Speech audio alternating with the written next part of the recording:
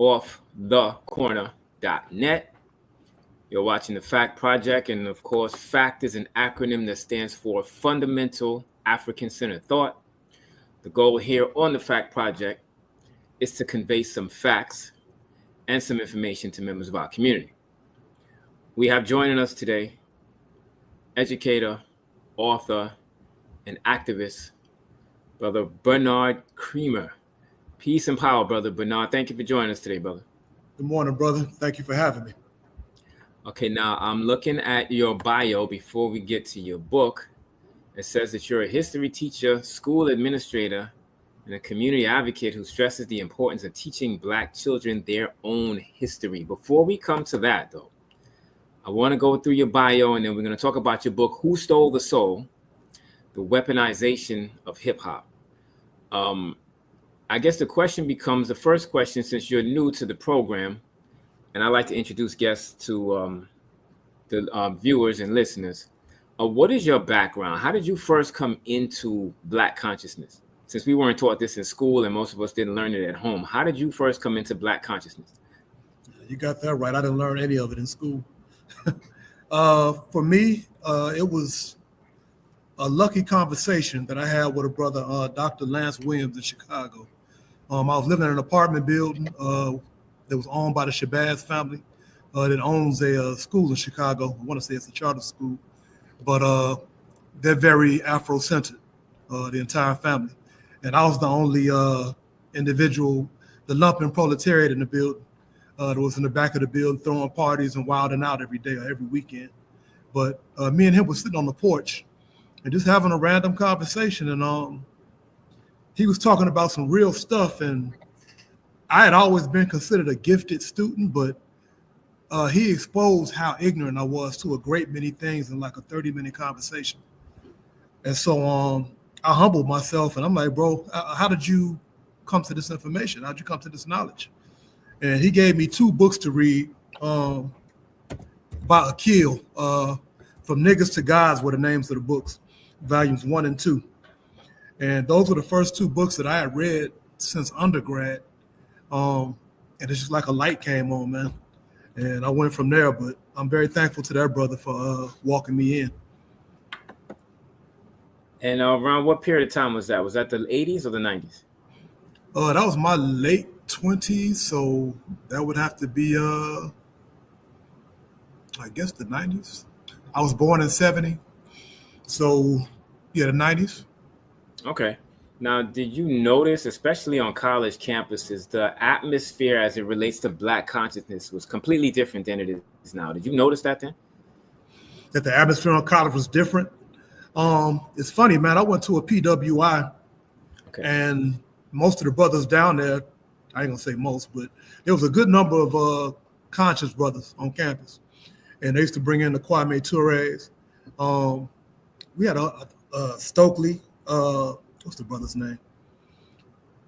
I can't think of his name. From Chicago though. His son is doing stuff in Ghana now, but we had speakers come down, and I would go see him, listen. Chris Wilson. And I would hear what they're saying. You know, we were listening to Public Enemy, all of those groups. So I had surface level knowledge, but we were protesting. I think back then we were able to get them to change the mascot because our mascot was an indigenous person, and this white boy used to dance around with feathers on his head at halftime of the basketball games and the football games. And we put an end to that, but 30 years later, they're bringing it right back. Wow. Yeah. So, but it wasn't as hot button as it is today, though. It wasn't as conscious as it seems to be today with them bringing the militarized police. It wasn't like Kent or nothing like that down there, but. Yeah.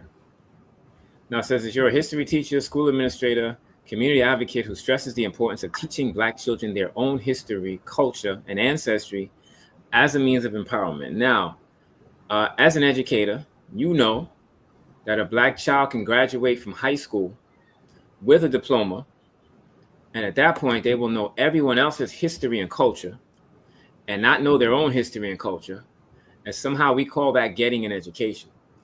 Black children need an education that affirms them and gives them confidence. They're not getting that in the public school. So why do you think it's important to teach Black children their own history and culture? Can you elaborate on that? Yeah, I mean, you just spoke to it. Any education that's applied to an individual or a child, in this case, that does not know who he is, himself, his history, his culture, it's automatically socialization and indoctrination because you're not starting from the center. You're not speaking relevance to the kid. You're not teaching anything or informing that kid about anything that's going to empower that kid or give that kid agency to understand his or her position in the world. Um, what he needs to do, what she needs to do in the community as an adult to really be productive, not just be a cog in the machinery of capitalism. But the focus on education for us, especially not knowing who we are, is to basically get us to become white. That's the bottom line, to become white people, to accept the system, to be obedient to it, to comply, go to school, get a job, and buy stuff. Have a family, buy stuff, go to church, vote, pay taxes. That's it. But meanwhile, your community around the planet, for that matter, language is in last place in every statistical measure. But you're told that you don't have to worry about that. Just get some money or whatever, and you're doing your part. But all we're doing is enriching whites, and keeping them in power. I believe it was the great Amos Wilson who once said that education should not be for the purpose of just getting a job only. You should use that education to come back and be an asset to your community. Do you agree with that? 100%. And my whole thing is, if you're not teaching from a revolutionary standpoint to create change agents and kids that understand what they need to do, they have a duty to our ancestors and to our history to be those change agents. They have people died for us. Like, I hate to be cliche, but there are people that are literally sitting in prison. Mamiya, Sada Shakur, exiled in Cuba right now, that sacrificed their lives for us to be this far, and we got so much further to go. We're literally still at war, and we're not winning the war right now. You know what I mean? We're the casualties are mounting, and I don't just say the casualties that are going to jail and dying, but I'm talking about the individuals that are being converted to white people. Those are casualties too. Absolutely. Now, you mentioned the word war. The great Dr. Frances Cress Welsing, in her book, The ISIS Papers, she said racism is war on Black people. But a lot of Black people don't realize that. Why is that? Because this country does a masterful job. It has the most robust propaganda machinery on the planet. And it does a masterful job of convincing the slave that he's free. And I forgot who I stole that from, but at the end of the day, that's pretty much what it is. We think it's sweet, again, the opportunity to get a job, to work for someone, to make money, to buy stuff from them. We think that's freedom. And so they've basically applied to us a definition of freedom that keeps them in power, that sustains the plantation, that sustains our enslavement. They put us on TV. They give a few of us millions of dollars to strive for that.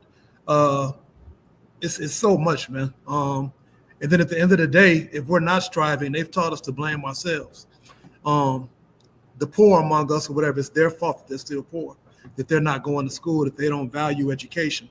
The highest we point to is the parents. We keep blaming the parents, but we don't understand the system that created the parents that exist, that don't have the skill set to actually cultivate a child.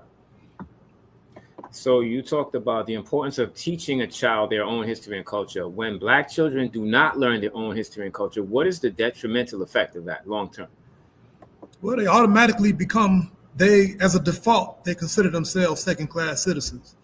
And if you're dependent on the history that was taught in the school system, then white is first in everything. White is la prima vera, the first to do everything. The people in power that deserve to be in power. And we are exactly where we belong. And it's our fault that we're there. And white people saved us from being uncivilized and brought us over here and made us better versions of ourselves. And that the most sadistically cruel, savage individuals on the planet, the ones they call explorers, we get to see them as heroes, when in reality, the stuff they're still doing, Palestine, the Congo, all over the planet, invaders and occupiers like a virus. And so we don't get to see that version. We don't get to see that everything that they consider culture over here comes from us. And not even just culture, but technology, inventions, fads, trends, all of that stuff comes from us. But we believe that it's coming from them and that we're just, it's up to us to just buy it, to purchase it. Yeah, there was a video that went viral recently. It was a animation coming out of Prager. It's institution called PragerU. It's where Christopher Columbus was saying that enslavement was better than death. Did you see this? I didn't. Oh, okay. So let me see if I could share my screen. I could do it now. Yeah, hold on. Just stay with me because I would like to play this. This is serious because this is the kind of propaganda that they basically trying to hit us with. This is not going to take long. Just bear with me. Oh, we got plenty of time. And education in America has been basically reduced to nothing but propaganda. But okay, here we go. Just listen to this for a minute. It's not going to take long. Or lying. Yeah, but what about slavery? You didn't deny that. Deny? No.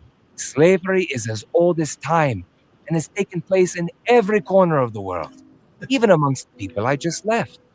Being taken as a slave is better than being killed, no? Okay, so let's stop it right there. What is your response? You have to laugh. You have to laugh at that. What is your response when you see that?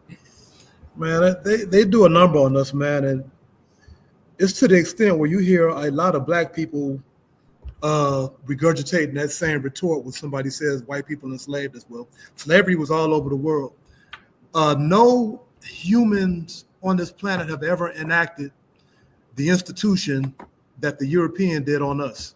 Not ever, not in time, where it literally stripped us of our names, our cultures, any understanding of who we are, where we come from. 99.9% of us don't even have our real names. We have no idea what our names are, what people we come from, or where our family is. Like, we literally still stand the chance of marrying our own cousins, or not our cousins, but marrying people that we're related to, because we literally do not know. No one is enslaved to that extent. The other slaveries that took place around the planet were basically as a result of war, but those people got to retain their cultures, and a lot of instances they were basically set free once they worked it off. They enslaved our children. They bred us like animals. It's so many different layers, man, but it's still hilarious because they talk about we're still enslaved. It's like today. We are not independent. We are not an independent people. We don't have any, what's the word I want to use? Self-determination. We cannot determine our future. We can't determine our schooling. We can't determine our community policing. We can, but we're not right now. And they've got us depending on liberals right now. Like, we're still sucking off the liberal teat. We think they're going to lead us to freedom. And there's a reason that they assassinated people like Fred Hampton Jr. at the age of 21. Got rid of the entire Black Panther Party, ran Kwame Ture out of here, killed Martin Luther King, killed Malcolm X, killed numbers of African leaders all over the continent. They killed them or they locked us up because they had the answers. And the answer was revolution. It wasn't all of these reforms and all of these concessions that we keep selling for. So yeah, we get the Christopher Columbus. And I teach my kids, whenever you hear Columbus, Colombo, Columbia, like South Carolina, all of those are basically paying homage to Christopher Columbus. And this country in its own ways continues to pay homage to that dude. So nothing has changed. That's true. Now, I'm going to have to bring you back another day to talk about education, because I can tell we can go on for the whole hour about just education alone. But you are the author of Who Stole the Soul? The Weaponization of Hip Hop. And the title of the book is basically what the book is about. But why did you write this book? There was a number of reasons, but I had the particular advantage of being an educator in Chicago. And over the years, I was watching the behaviors of our kids kind of change, and that change was aligned with the music. Watching how the music was becoming more and more degrading, more and more dehumanizing, more and more demonizing. And it's like you could see the direct correlation between the music, how the music was changing, how the behaviors in the kids were changing, what they valued, what they held close to their chest, what inspired them, and what kind of things that the music was inspiring them to do. And a prime example I'll give you was the advent of like the Nicki Minaj's and the Cardi B's. I watched the female students become more violent than the dudes in the school. Wow. Where you had the gangsters in our school, the boys, the young men, where they're breaking up fights with these young ladies that are trying to tear each other's hair out. You know, we had these ridiculous shows, Love and Hip Hop, where these women are breaking bottles on each other's heads. And so even today, I'm in an adult club, not club, I don't do clubs no more, but an adult bar. And they got security, you know, for this adult bar full of black people. The average age in the bar is 40, 45, 50 years old. At the oldest, 60. And they say they have security in there because the women in there fighting. And that definitely what we grew up with. So you look at the music and we got all these gorillas and all of these women that are talking about beating the hell out of each other. Yeah, so now the music obviously is very reprehensible, and it's deplorable that they would even put this kind of music out for our consumption. And you talk about you know, girls fighting, and I'm understanding in the schools now 4 out of 5 fights is the girls fighting each other. Yep. What is the long-term detrimental effect psychologically on the people that listen to this kind of music? You hate yourself. I mean, if you want to sum it up with one word, self-hatred. You become the self-loathing. You see yourself as an enemy, so you see people that look like you as an enemy.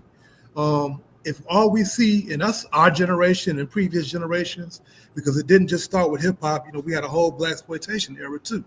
Right. But they have literally got our subconscious mind saturated to the extent where we honestly believe that we're niggers and bitches, and we will justify and fight tooth and nail to be bitches and niggers. But when you tell one of us, well, you are an African, and I see all us as African, that's a whole argument. But you don't have to argue to a brother about being a nigger or a woman about being a bad bitch anymore. We're starting to wake up, but still to this day, we're embracing that. So if you see yourself as a nigger, we can't change the definition of that word. It's always meant the same thing. It's definitely way less than an African. And it's very easy to disrespect a nigger or a bitch, but if I see you as a brother or a sister, as a cousin or as family, my mind is going to work differently in terms of wanting to disrespect you. Okay, now what are some of the topics that you touch on in the book?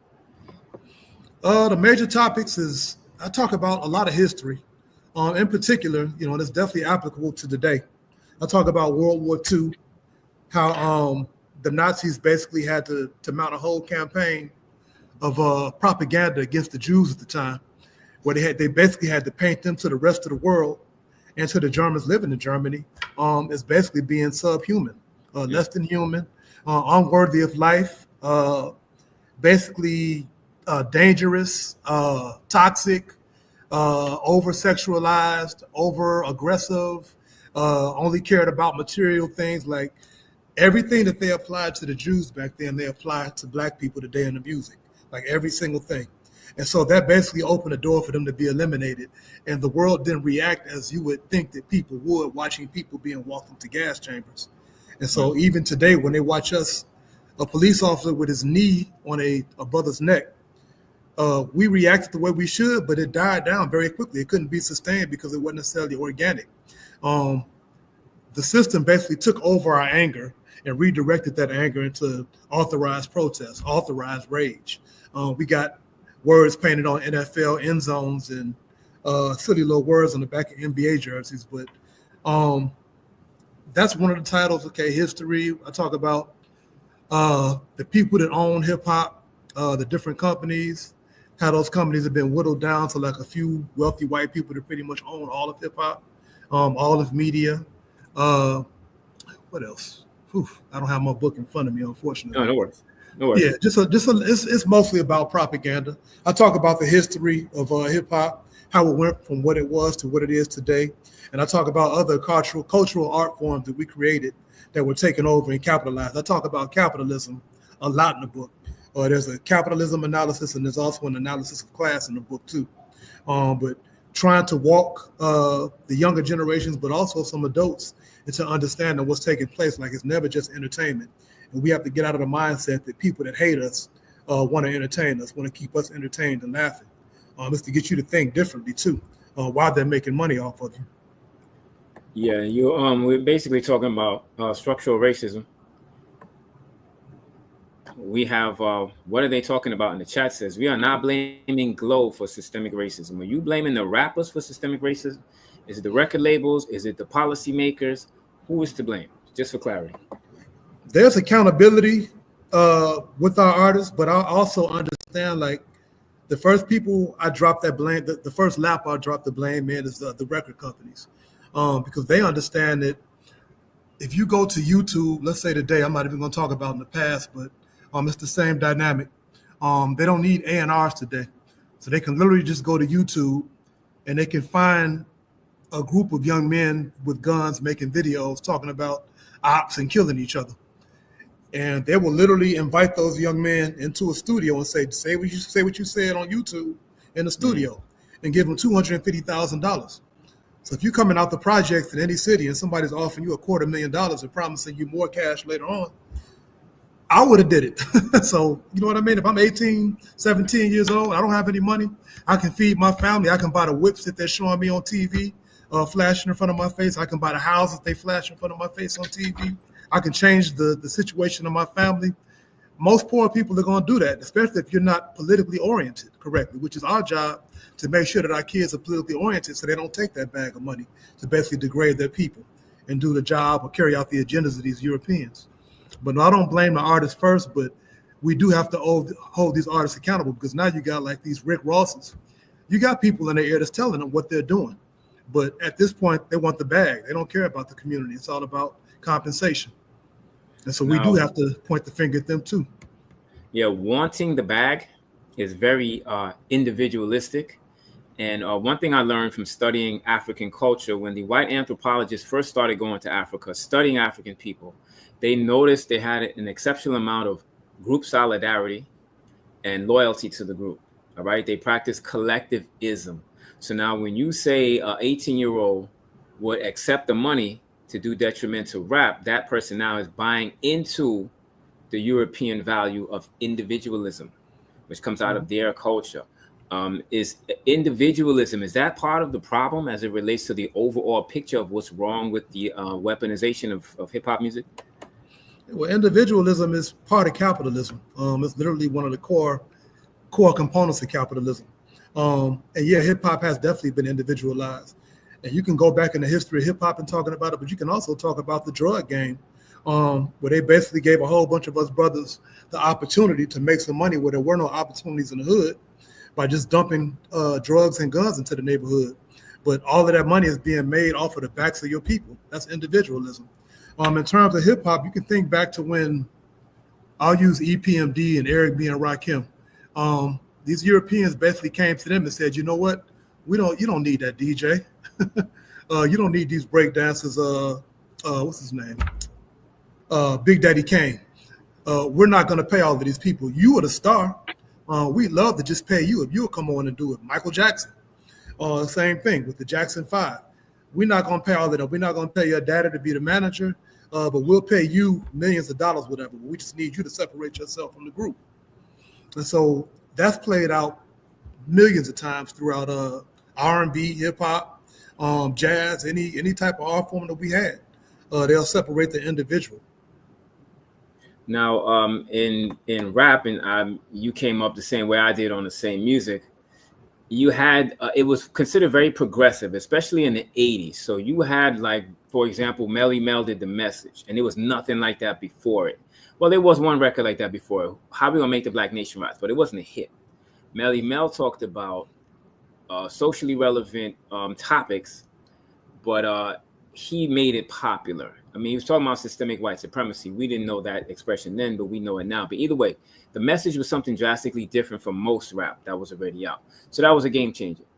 Subsequent to that, in 1983, 82, somewhere thereabout, Run DMC does their first record. Because, you know, if you had an opportunity to make a record then, because what we call message rap, it was so popular that Run DMC's first record was It's Like That, and That's the Way It Is. Ultimately, what we today would consider a conscious rap record, right?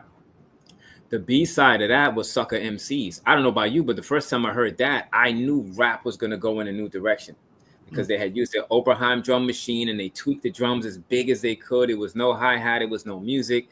It was just raw, this loud, raw, bare thing, and it sounded great. After that, you had you had in '85, Dougie Fresh and Slick Rick did The Show. No rap record before that sounded like that. That was something drastically different. Another game-changing moment. You knew rap was going to change, right? And a year after that, you mentioned Eric B and Rakim. They did Eric B for President. And Rakim is rhyming in threes as opposed to just rhyming two words. Like he's completely doing something totally different. Rap has not been the same since. After that, a year after that, '87, Public Enemy does Rebel Without a Pause. Now, you've been listening to music as long as I have. There was no rap record before that sounded like that, right? This was something totally different. Maybe a year later, De La Soul does Plug Tuning. Again, rap going another direction. It's taking all of these positive turns, right? And it's obviously going in new directions. It's growing. It's this progressive thing. Now, commercial rap, it all sounds the same. And everything is around 70 to 73 beats per minute. Why is that? What is that 70 beats per minute? What is that doing to the psychology of the people that are listening to today's commercial rap music? First, I want to give a shout out to Gil Scott Heron. I'm in DC, so I cannot not give that brother his props in terms of dropping conscious music. And I haven't studied the 73, I think you said 73 beats per minute. I haven't studied that particularly, but I do understand that this music is hypnotic. And so that the lyrics don't matter as much as they used to. Like lyricism is literally like, they've pushed that all the way to the back. It's literally about the beat. You can ask these kids today about certain songs and what does the music inspire you to do? What are they telling you? I don't even listen to the lyrics. But I'm like, you don't listen to them, but this beat, while it has you captivated, your subconscious mind is being fed the lyrics. You might not hear the lyrics consciously, but your subconscious mind is absorbing them even more than you are consciously absorbing the beat. They understand that much. Just like watching TV or sitting on the bus or whatever, and you see all these signs, but you're not consciously paying attention to the signs, but your subconscious, your peripheral is picking up all of these words, all of these signals, and all of that stuff plays out in what you crave later on in the day, your behaviors, all of that. In terms of them dumbing down hip hop, like that's literally happened with every art form. And they've basically wilted it down to where anybody can do it. Like back in the day, everybody couldn't be a Rakim. Everybody couldn't be a Big Daddy Kane. Everybody couldn't be a Nas. And now anybody can rap because you're not really rapping. So it's really about the producer. They've cut out the DJ. Every record label has like a team of producers, and they all make all of the beats for all of these so-called rappers. And so you can just basically get on a mic and just say the dumbest shit. Excuse my language. Can I cuss on here? Hey, you good. You're good. Yeah, you can say the dumbest shit that makes absolutely no sense. But if the beat is hot and they sell it, if the record company pushes it every hour, once or twice on 2 different radio stations in every city, it's going to blow up. And that's literally how it works. And so now you have, we went through a stage where Eminem was the best, so-called best rapper out, because not to say that he's not talented, he's nice with it, but he wasn't by far the coldest rapper out. He didn't talk about shit that I want to hear. Right. You coming out the hood, Eminem wasn't talking about nothing I want to hear, but they pushed him so hard. And I wouldn't doubt if they made Dr. Dre or 50 Cent push that dude like that. But they've dumbed it down, like our art forms, R&B, same thing, jazz, all dumbed down to where anybody could do it. Because couldn't nobody do with Earth, Wind, and Fire. Couldn't no white band just pick up some instruments and repeat Earth, Wind, and Fire or Barry White, any of those musicians. The Jackson 5. The Beatles couldn't do that. They can't do that. That's right. Yeah, we had years ago, you mentioned Big Daddy Kane, The Wrath of Kane. It's a very up-tempo record, right? Eric B. and Rakim did Put Your Hands Together. Very up-tempo record. You had Public Enemy, Who Stole the Soul, or War at 33 1/3. These are very up-tempo records, but you listen to the album in its entirety. You had moderate tempo records, you had very up-tempo records, and you had down-tempo records. There was tempo changes in the music. Now, you want a cracker? Yeah, right, exactly. Exactly. There is no tempo change in the music. And I think this is interesting, and this is kind of adding on to what you're saying. The 808 now is being used differently than it was used in the 80s when rap music was being produced. And it's giving this kind of a low grumble under the music. It's sort of like the kind of sound effects you would hear in a horror movie. That put it. First of all, the music is putting your brain in alpha mode if you study brainwave patterns, and that low grumble and that 808, the way it's being used, in a subconscious way, it agitates you mentally. Do you think that that is what is helping to produce a lot of the, oppositional behavior and the violence that we see from the music, that people, from the people that listen to the music? Yeah, I kind of touched on that in the book in reference to megahertz, the international standard that was supposedly used. And I forgot the exact number because I haven't even read my book in a while, but there's supposedly two different megahertz that they were using it with international standards. And one, I want to say that was supposed to have been used during World War II, which is supposed to precipitate people that just felt compelled to just work, not think, not create, not embrace, their humanity, anything like that, but just work. And it kind of, like you said, just kind of kept them in an agitated state. I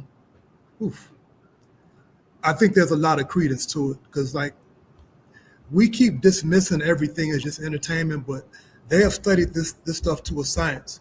And you can literally watch the behaviors of our kids. And when these kids get through fighting, like I've pulled kids into my room and I sit them down and I look at them. Why were you trying to kill this dude in the hallway? What are y'all fighting for?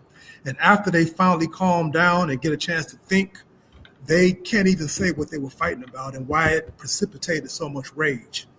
Wow. And it's like, but their subconscious is so saturated with hatred.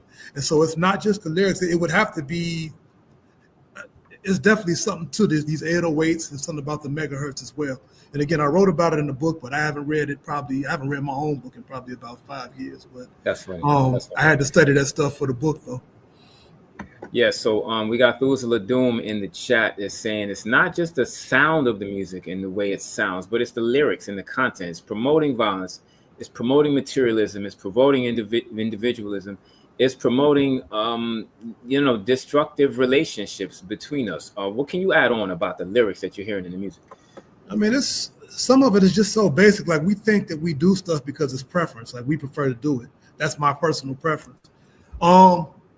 We wouldn't know anything about Gucci if it wasn't for rappers. We wouldn't know nothing about no Louis Vuitton, any of this European overpriced nonsense if it wasn't for the rappers that introduced it to us. And I actually had a graphic in the book that talked about the number of brand references that Jay-Z had in his albums, and it's like hundreds of them. Wow. But all of those brand references led to people going out and buying that stuff. Materialism, like rote materialism. And even with Run DMC, I love Run DMC, but well, nobody thinking about rocking those shell toes like that until they started rocking Adidas like that. And they made it a thing. Grand Poobah, Brand Nubian, they got us prepped up wearing polos and Timbos and all of that business. And it's all good, but it's getting worse now. And it's like our kids are they're risking their lives, they're risking their freedom to break into these high-end stores downtown in different downtown areas of these cities to steal items that they can't afford that mean nothing. They're literally overpriced European goods. And it's funny, China exposed that all of this stuff is made from the same material that the cheaper goods are made from, but they just slap a European name on it that these rappers or whoever has sold to us as being valuable. And our kids are robbing people, robbing each other, killing each other over this stuff, like even with the Air Jordans back in the day. And so it's so much, but you talked about our relationships, brother.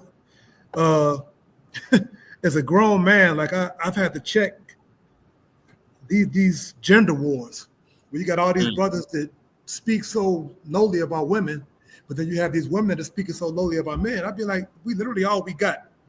Right. It's like, you're talking about your mom, you're talking about your sister, you're talking about your nieces, your nephews. Like, we got to cool out, y'all. It's like the music is literally, you got rappers talking about, I wouldn't wife this bitch. I will fuck her and pass her to my guy. And so now I can't stand around a bunch of black men my age, 55 years of age, without listening to them calling black women bitches. And when I check them on it, I ask them about it, like, you can't think of any name to call these sisters but bitches? Well, you got to admit that some of these bitches do be hoes, and some of these hoes do be bitches. I'll be like, nah, brother, these are sisters. these are black women. But when a white woman walks up, you give her all of her humanity. Yeah. That's right. That's right. And I've noticed that, like, we'll argue with each other, we'll physically fight each other. We got a lot of this fight in us for each other. But when the slave patrol pulls up on us, when our real enemy pulls up on us, we don't have that same fight for our real enemy. So a lot of the people that are listening to this, they're becoming very misguided because of it. And then circling back to the conversation we were having about education, they're not getting any education that affirms them. So their self-esteem is low, right? The self-hate is there. And the music actually helps to facilitate that. Now, we have some people in the chat that have mentioned Heavy D Don't Curse, which was produced by Pete Rock, a great record. A lot of rappers years ago, Rakim was very positive, and now there's no positivity in popular rap music. What are your thoughts on this idea that there is no positivity at all in the music that the children are listening to?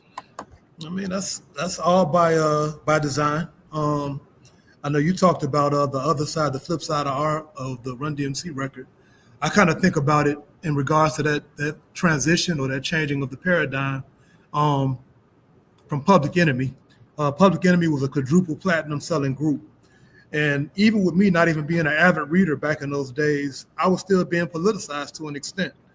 They made me want to know about my ancestry. I wasn't comfortable in my ignorance. And we had even if we weren't avid readers, we still had a higher sense of self-esteem, racial esteem. If we saw our people, our brothers and sisters getting beat on by the police, we were more likely to stand up and, fight the police or do what needed to be done, burn some stuff down if we needed to. Sure. But now you got rappers today, and this is rooted in them transitioning. Public Enemy, they took them off the shelf, literally. They were still a quadruple selling group, selling out tours, and they literally just removed them and they gave us NWA overnight, Compton's Most Wanted. The MCAs, they gave us all of these groups and it just got progressively worse from there. Because even then, with NWA, I think it was Yella that was writing all their lyrics. The lyrics were still dope as hell with NWA. And the beats were phenomenal. So you still had fat beats and dope lyrics. And so gradually they just phased all of that out. Like my favorite group growing up as a teenager and in my 20s was Mobb Deep. Again, I hadn't come into any sort of consciousness.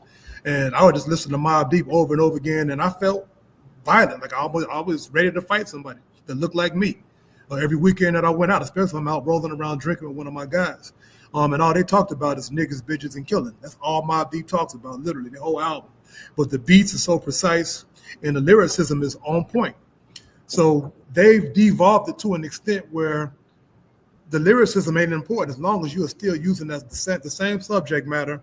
And I'm pretty sure it's almost contractual that they have to drop a certain amount of N-bombs in all the music. Like you got to call your people N-words. You got to call your women B-words. You have to, because we can't listen to the music without them things in the music. Like even our so-called conscious rappers today are still calling us N-words. That's right. That's true. Because I like Common, but he's still using that word. Yeah, you talked about Mobb Deep, and somebody in the chat mentioned Mobb Deep too. I always hated Mobb Deep. Something in me that just did.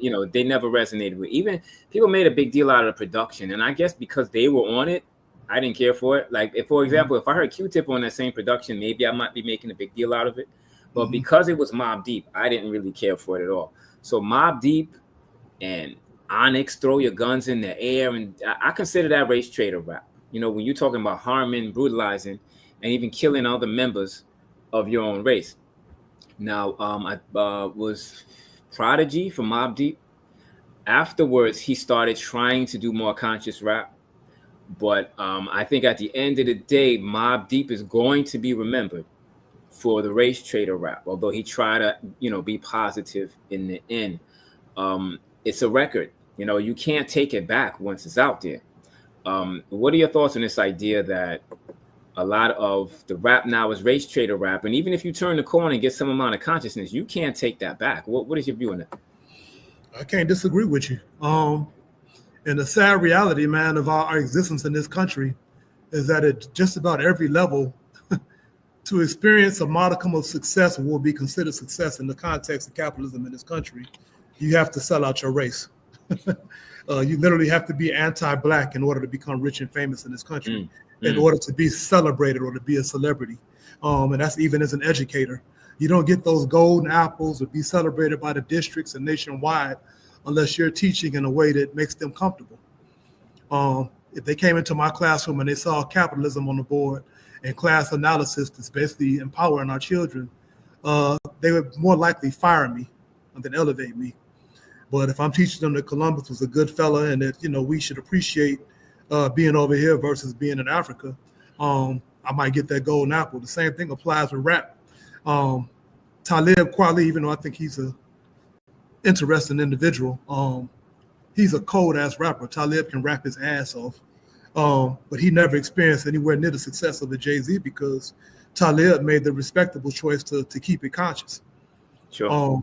All his records, like I even wanted to use the lyrics to Black Girl Pain when I wrote my history book for the girls, for the young ladies, because the lyrics are so, like my eyes get watery listening to it. But he writes some really conscious rap, but he's not getting that Jay-Z money because he's speaking to our people. Who else can I use as an example of like super conscious rapper? We barely have any today, but there's a brother in Chicago, Ad2, who hasn't blown up yet, which is crazy to me because he's literally the coldest dude that I know in terms of making a whole concept album that was conscious and speaking to the issues and the things that are impacting us now. But I don't hear no noise coming out of Chicago from him. Have you ever heard of Ad2? It's ADD-2. I don't believe I have. That's wild. But he's easily, I would put him up against the dude that they did make famous. What's his name? Kendrick Lamar.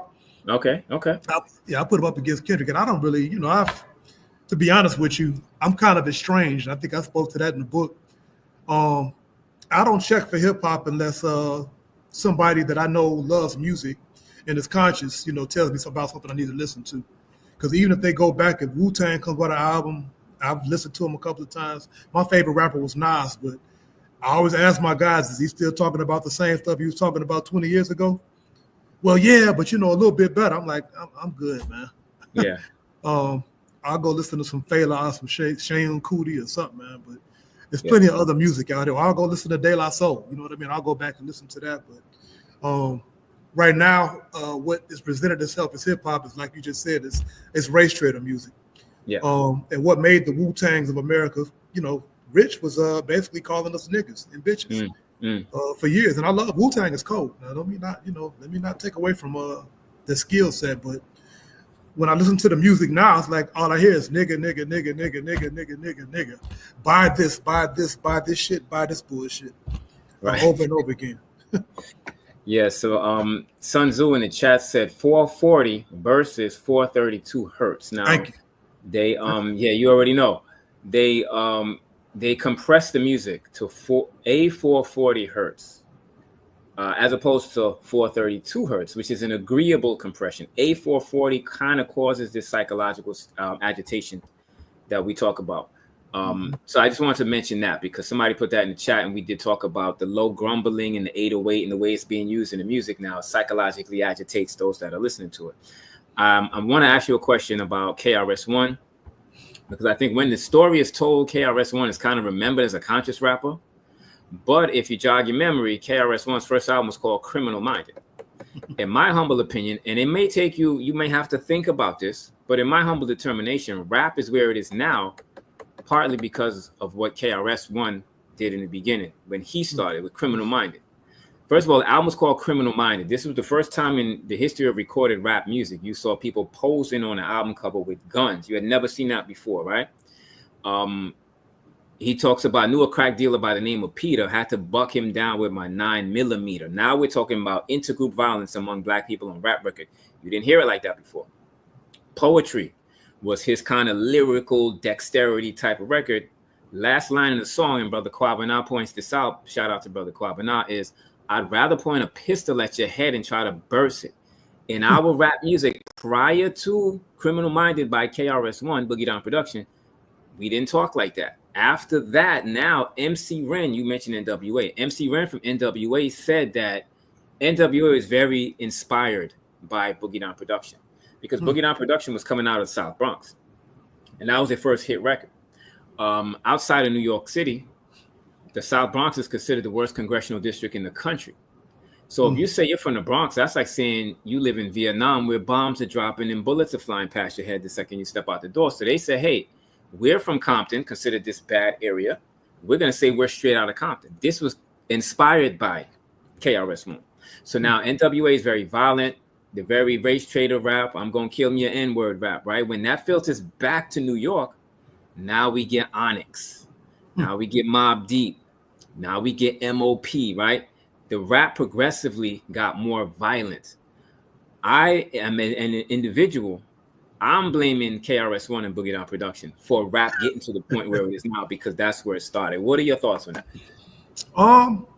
I think I mentioned it in the book too that Criminal Minded was one of the first gangster rap albums.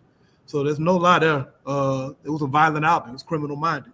And my whole thing has always been we have all of these elements in reality. But the main dish should not just be a whole bunch of gratuitous violence. Like if you live in a Compton or you live in the South Bronx or you live on the South Side of Chicago, West Side of Chicago, South Dallas, Southeast DC, St. Louis, East St. Louis, all of the stuff they talk about in the album, you've experienced as a young man or a young lady. And so in some regards, it's reality, but to the extent that they've made it 99% of the music or even half the music, it's wrong because most of our children, most of our childhood is not that at all. Southside Chicago, my experiences do not mirror what's on Criminal Minded. Right. Watching people getting shot or blowing people's brains out. So to the extent that they've made it gratuitous and basically made that the face of hip hop is definitely incorrect. But I'm not going to defend KRS-One right now because he was standing with that mayor in the last 2 years. What's his name? Eric? That clown. Eric Adams? Oh, yeah. Calling him the hip hop mayor and all of that nonsense. Yeah. And he said a lot of nonsense in the last few years too. But for me, KRS-One actually walked me into a lot of consciousness. He's one of the first dudes that made me question religion. Like out the door, and I wasn't even reading them, but eventually I came to be reading those books. But he was one of the first ones, Questions and Answers. That song alone, man, is ridiculous. So luckily he did a 180. He started rapping about some real stuff after he did Criminal Minded, but I can't even argue with you. Like I said, I wrote that in the book as one of the first gangster albums. I didn't know that Ren connection. I didn't know that NWA, that was the inspiration for Ren writing those lyrics. Never knew that. Absolutely. In fact, I had a friend that was born here in the Bronx. He moved to California. He lived in Los Angeles, and he was the first person that told me how much of an impact that Boogie Down Production, Criminal Minded had on NWA and the culture in the city of Los Angeles and in the state of California. Now, a lot of rappers say, well, we're just talking about what's going on in the street and it's reality rap, so forth and so on. Dead Prez, who was originally out of Florida, but they, moved to New York and they lived in Brooklyn for a while. They did a lot of what I would consider conscious kind of reality-based rap, but on their first album, they still had a song called Happiness about having fun outside in the summertime, walking to the store, cracking jokes, eating ice cream, whatever the case might be. So when rappers say that they're keeping it real and they're talking about what's happening in the hood, that's not necessarily true. I started out in the South Bronx and we played games and had fun. So what is your response to rappers when they say, we're just reflecting what's going on in the street and this is our reality? Like I said, man, if I have 120 kids in my classroom, that might be one kid's experience on a daily basis, but 99.9% of our kids are not experiencing that. I definitely didn't experience that as my whole childhood. And it's funny you mentioned that song that the Dead Prez wrote. Master Ace, I'm sure you're familiar with that dude. One of my favorites. Man, Master Ace resonated with me hard. Like I still love his music because it made me feel good. Brooklyn Masala, oh my God. Yeah. He rapped and he was rapping about real life. And it's like a lot of stuff when you date, you a young man, you going out, just kicking it with your guys, whatever. Every once in a while, y'all might run a cape or whatever. You're trying to make some money, get a job, like just regular life. But he was cold with it. You know what I mean? Yeah. Even more so than Nas, Master Ace resonated with me because that, like you just said, that spoke to my reality and probably the reality of the vast majority of us. Yeah, fact. I'm glad you mentioned Master Ace because Eminem himself said the person that inspired him to rap was Master Ace. So if there was no Master Ace, we would have never had an Eminem. And you mentioned Eminem, so I'm glad that you brought up Master Ace. But brother Bernard, this is something I've noticed, and this bothers me. You got people in their 40s and their 50s listening to what the teenagers that are 14 are listening to. Everybody listening to the same rap. When we were coming up, our parents had their music and we had rap. They kind of thumbed their nose at it, right? But they had their music. We had our own lane. That was what it was. Now, everybody, young and old, is listening to the same music. What is your take on that? Like, I didn't even know where to go with that. Like, what is your view on that? The machinery is working. This European machinery is working. And from an education point of view, the vast majority of our schools, if you went to a school, Southside Chicago, Bronx, Brooklyn, Southeast DC, most of our schools don't have a quality music program. That's right. And so they've literally stripped out the instruments. And if they still have some old raggedy instruments, they don't have a quality music teacher. So you think about the teachers that like a Commodores or Earth, Wind and Fire or Barry White or the Jacksons, the music teachers they had in their lives, who was teaching them the instruments, the different instrument sounds, how to read music. We don't have that anymore. And so everything is bubble gum, everything is electronic now. And so we don't really respect instrumentation. We don't even respect real vocals anymore. Like somebody told me that Drake sings. I'm like, I don't even listen to him rap, let alone he's singing now. Like, what the fuck are we talking about here? And you think about some of the vocalists that we grew up with, bro. What's her name? Denise Williams, the sister out of Chicago with the high pitch. Now all these names escape me, but Patti LaBelle. Patti LaBelle's, the Stephanie Mills. It's so many, man. Women that could sing. Minnie Riperton. Thank you. Minnie Ripertons. Even here in DC, the Roberta Flax. You think about these artists, dude, that didn't need a microphone. They can stand in front of you and make you cry just by the sound of their voice, by singing. These young people don't have that no more.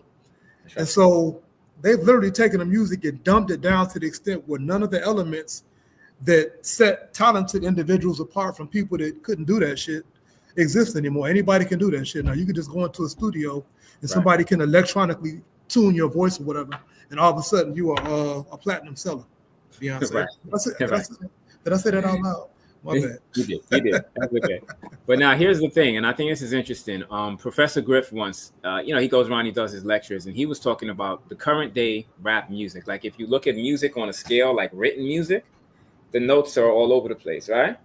He showed one was a popular rap record at the time. I don't remember what it was, but all the notes were like on one single line. Like there was no real, musicality to it. There's no real instrumentation to it. But here on the Fact Project, we like to talk solutions. So, Brother Bernard, how do we turn the corner and begin to course correct? EPMD years ago did a record called "Rap is Out of Control," and rap seriously is out of control right now. So, how do we fix this? Like, what are the solutions? I don't have all the answers, but these conversations that we need to be having with our kids, our youth, educate them about the history of hip hop, educate them about media literacy, the machinery that controls hip hop, educate them about capitalism, how capitalism corrupts everything and commodifies everything, and then allow them to create, where we're literally creating, allow them to do the music and give them the platforms that we want to see. That will inspire other kids that want to do the same. We have to start creating those platforms and not let the Hot 97s and these other clown radio stations, the GCIs in Chicago, decide what passes as culture for us. Because again, if I have 100 kids in my classroom, 99% of them, if you actually get them to I don't want you to write that shit that you hear on the radio. I want you to write what goes on in your life, what goes on from your day to day. What are your experiences? What are the things that inspire you, to make you think about life in a positive or a negative way. They wouldn't be writing that nonsense. I think about Chicago, man. That's where I'm from. And this dude, Chief Keef, he was at the high school that I was teaching at when I was in Chicago. I taught at Hyde Park for a year. And none of the kids in my classroom were Chief Keef. He wasn't even Chief Keef. And so he started this whole drill rap devolution. I can't call it a revolution, but where music is literally everybody's a op. Every black kid is a op. If they're not in your immediate crew, or they don't live on your block, you should kill them. And so wow. we've had about a decade of that nonsense, and now you look up, now that the dust is settling, either they're dead or they're in jail. And even the people that music is inspired are either dead or in jail. Like literally all of them. Like how many drill rappers do you have still making drill rapper music now? Right. That's true. A lot of them are being killed in the street in, senseless violence. But Brother Bernard, in the few minutes we have left, how do people get a copy of this book? I prefer it's on Amazon, but I prefer they go to my website, which you have featured there. I appreciate that. Yep. My website is statusno, STATUSKNO.com. Statusnokno.com. They can get the book there, and I also have history books for the young men and ladies, the young brothers and young sisters, to teach them about revolutionary history and our revolutionary ancestry too. The Thomas Sankaras, the Stephen Bikos. So wait, you have I know of one other book. You have more than that. I have two children's books, one that I wrote specifically for the young brothers and one that I wrote for the young sisters. The young sisters, it talks about the individuals like Assata Shakur and Ella Baker. And then the men's book talks about the Amilcar Cabrals and the Fidel Castros, and of course the Malcolm X's and the brothers that got killed, the Mumia Abu Jamals, the ones that they don't teach about in the schools that never make the curriculum for some reason, the Fred Hamptons. Yeah, and say the website again. Statusno, STATUSKNO.com. Statusno.com. All right, I'm putting that in the chat so people can maybe link to it. I appreciate so that. Those books. Yeah, man. Listen, we're out of time now, but conversation was definitely great. I appreciate that. I want to thank everyone that chimed in the chat. You kind of sparked a conversation in the chat about R&B. So people are talking about James Brown and Minnie Riperton and Stacey Lattisaw. We're getting all different names coming up in the chat. But that was the thing. Like when we were coming up, we listened to, at least I can say for myself, we were the first like MTV generation starting in '82. So we listened to 80s pop, we listened to rap music, we listened to R&B, which didn't sound like rap on the radio. Like all the R&B and rap, everything is the same kind of underproduced trap, whatever kind of music you want to call it, right? We listened to a little bit of everything. Now it's no balance. It's everybody's just listening to the same thing, and all the production and everything sounds the same, whether it's R&B or rap. So going out on the last note, what are your thoughts about that idea that everybody's listening to one thing? Like when we came up, we listened to different genres, and in some instances we had groups like Diggable Planets and Tribe Called Quest. They were sampling jazz records, so they're listening to a little bit of everything. What is the impact of just listening to one genre of music and it's all the same tempo? I mean, it's dumbed down, it's whittled down to something that's accessible to anybody to do, which makes the artist disposable. And so you can literally, introduce an artist to do your bidding. Niggas, bitches, kill. And you could get rid of them the next day. If they don't keep on making the music you want, okay, we're done with you. Get somebody in there. And just keep bringing in the next hot thing. In hip hop, back in the day, you couldn't just get on a mic. Like KRS-One kicking PM Dawn off the stage. Their career was, right. was short-lived as fuck. Right. Because, in my opinion, that shit was whack. I didn't like it. But you couldn't just grab a mic and just get on there and just say some dumb shit. You had to have some lyrical dexterity. Like when you talked about De La Soul, man, one of my top 3 hip hop acts ever. They brought a breath of fresh air to it, man. That production, which literally, the production accessed all of our fathers and mothers' music. You know what I mean? Yes, it did. And so he did it in such a cold way, cut it up, blended it or whatever, and repackaged it in a way that was sick as hell. And they also had dope lyrics on top of it. And they weren't talking about kill, nigga, bitch. They actually went against that stuff. They actually dissed Jay-Z in a couple of albums. But I love those dudes. So right now it's dumbed down. But like we always do, we literally are going to create a whole nother genre of music. And it's going to be sick as hell. Now, it might not include instruments. unfortunately. Maybe it will. I don't know. But again, I think if our kids are smart as hell and they got access to information, but we just got to put their hands on the steering wheel and we got to take them in the right direction. Like these kids are brilliant, man. And if we're not teaching them and if they wind up lost, it's kind of our fault. Yeah, no, that's true. That's true. And if the children go left and they turn out wrong, you can't blame the child. You have to blame the parents. You have to blame the teachers. You have to blame the adults. You can't blame the children. Either way, Brother Bernard, I'm gonna let you go now. I want to thank you for joining us again, and I want to say this: Brother Bernard is at work, and he slipped away for an hour to do this. So I got a cool ass principal. She's cool as hell. I appreciate it. Well, tell her we said thank you because that's an exception, man. You already are at work and getting busy, and you slipped away for an hour to do this for us. So I want to thank you, Brother Bernard. I definitely gonna bring you back on. I did a series called The History of Conscious Rap. I did part 1, 2, and 3. I would like to think that at some point I could bring you in to do the final installment of that, which would be part 4. So we can continue to have the conversation about consciousness in the music, and the impact that it would have. All right, Brother Bernard, I would send everybody to that website. It was, I put it in the chat. And we'll be back to talk about education too, man. That's a whole another hour too. Oh man, listen, we could do a whole hour on that easily. I almost let the hour slip away just talking about that. But what's the website? Say the website again. Statuskno.com. STATUSKNO.com. Statuskno.com. Check out Brother Bernard on statuskno.com. And people, get those books. Don't just listen to the conversation. You got to read the book too. Statuskno.com. Brother Bernard, I'm going to reach out to you again, brother. We're going to invite you back on, man. Thank you for being here, bro. Thank you for the invite, bro. All right, bro. We'll talk again soon, all right? Yes, sir. All right, peace. Have a good one, man. Yep. You too, brother. Peace.